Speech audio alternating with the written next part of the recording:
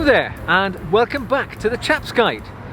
My name is Ash, I'm the curator of this channel, and this is a place where we all come together to talk about life skills, self-development tips and anything which can help you in your journey to being the best chap that you can be. Now today I'm joined by my close friend and long-time collaborator of this channel, Dr. John Williams. And today we're going to talk about cologne or men's fragrances, because it's a topic which I think bonds all men together, because at some point or another we will all be given a bottle of aftershave or cologne, eau de toilette, whatever takes your fancy. Sometimes it's against your wishes when it's Christmas and birthdays, but other times you choose a fragrance which is your signature smell. And it's an important thing because, you know, it sets the tone for the way that you're perceived. As we've talked about on the channel before, your first impression or any impression that you make on people is something which is long lasting and affects your relationship or the success of the relationship that you have with that person. And I think fragrance plays a big part in that. What do you think, John?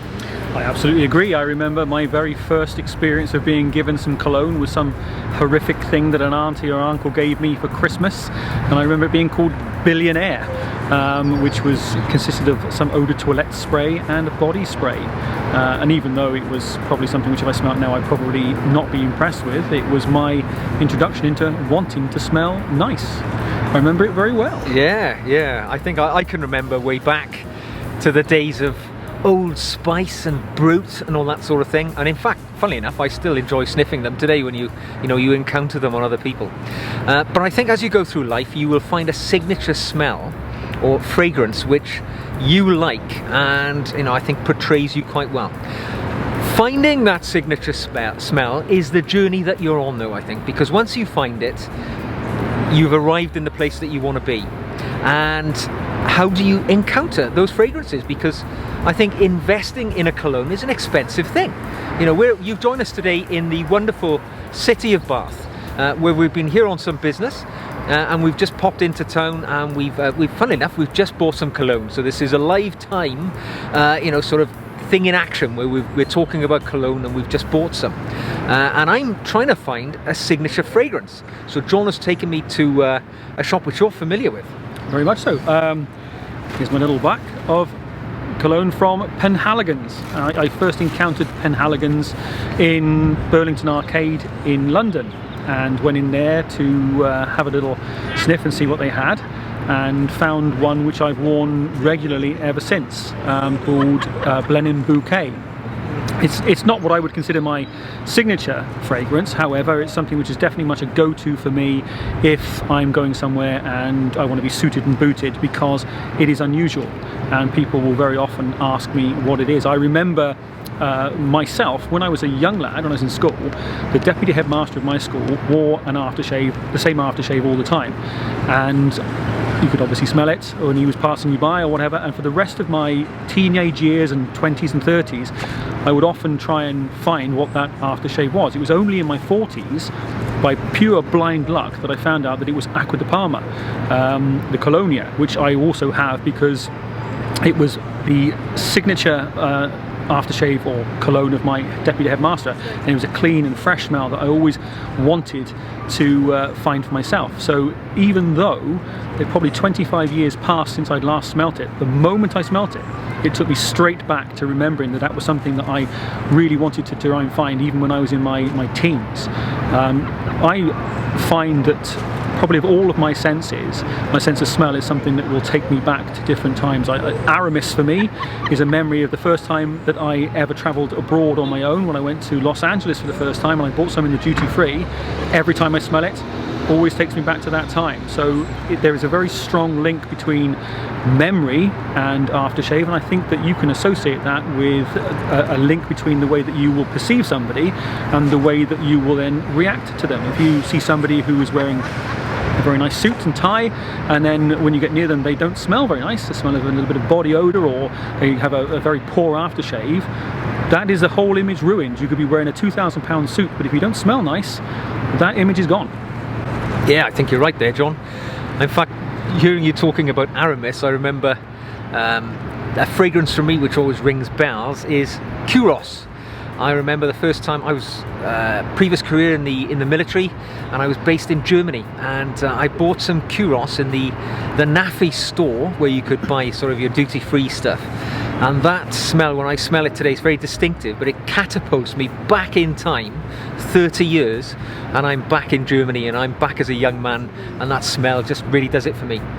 So when it comes time for you to find your signature fragrance, don't jump ahead of the gun, you know, don't wait for people to give you fragrances and find the one that you like. Go looking for it. You know, we've just been into Penhaligon's today.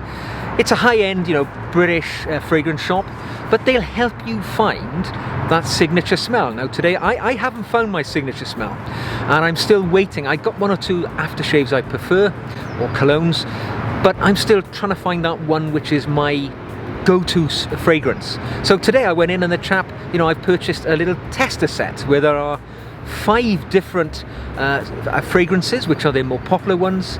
They've given me, you know, a little a pocket square which they've impregnated with one of the fragrances. So it allows you to live with the smell for some time before you make that decision, because it's an expensive business. I mean, let's be blunt about it. You know, when you're investing in quality aftershave, which is what you want to do, you don't want to be buying cheap stuff, which will, you know, the impression you give if you wear cheap aftershave is that you're a man who wears cheap aftershave.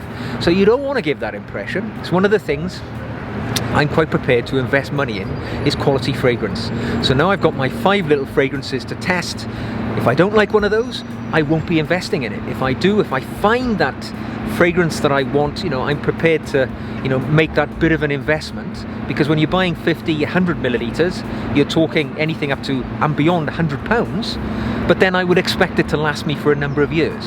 You know, you don't bathe in the stuff every day. It's through small squirts, just to, you know, to give you that little odor, that little, you know, that little aura of scent, which is what it's all about. And when you find your aftershave or your eau de toilette, bearing in mind that there are different strengths of it. Aftershave is usually a splash. It's the lowest end of the actual fragrance to the padding, the alcohol or whatever else is in there. And then you'll have eau de toilette, then you'll have eau de cologne, eau de parfum, and then parfum itself. Now don't be fooled into thinking parfum makes it a woman's aftershave or perfume. It's not. It's just the terminology that's used, and cost doesn't necessarily equate to quality.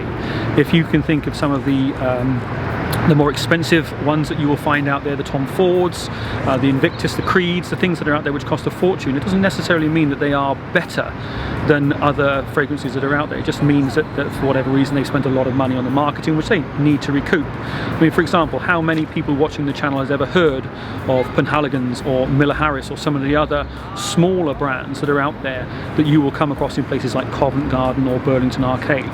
They're every bit as good. You will be paying a similar kind of price, but you're talking about quality ingredients, and it's all about the staying power, the silage, which is how much you can smell that for how long you've worn it for. If you put 2 or 3 sprays of a cologne on you and you can't smell it 2 or 3 hours later, it's because the ingredients that are in it are not up to scratch. You can buy all of these fake ones which are smell-alikes, and the reason that they're cheap is because the actual quality of the ingredients is not there. So you will get back to a degree what you pay for, but be mindful that you're also in some cases paying for advertising and wanting to wear that brand. So you might want to try and find something which is individual to you. By all means, go into some of these shops, get some testers. If you walk into places like Floris in Germain Street in London, Floris was James Bond's signature scent, Floris number 89 in the books. If you go in there and you want to smell some of the different things they have on offer, if you ask, they will give you little testers to take away that you can live with for a few days. Don't be afraid to ask. They know that some people will just go in there and get them as freebies, but other people are wanting to invest, and you're not going to spend that kind of money on something unless it's for you. And if you are going to spend £100 on an aftershave, which seems like an awful lot of money, which it is, then that is going to last you for months and months and months.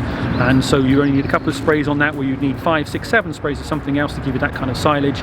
So you are spending money on quality rather than splashing out on something which is just popular. Yeah, I agree entirely. So there we are. Good luck in your journey to find your signature fragrance. Don't jump ahead of the gun, take your time, try a few on, live with them, ask for some samples to take away. You know, if you go to the higher quality places, they will give you things that you can go away because they know they're asking you to make an investment in that product, and we don't make investments lightly, particularly on this channel. So thank you for listening today. Don't forget to click the like button if you've enjoyed this content. Click that subscribe button when you're there, and that way you won't miss any of our future content. And we look forward to speaking to you again very soon.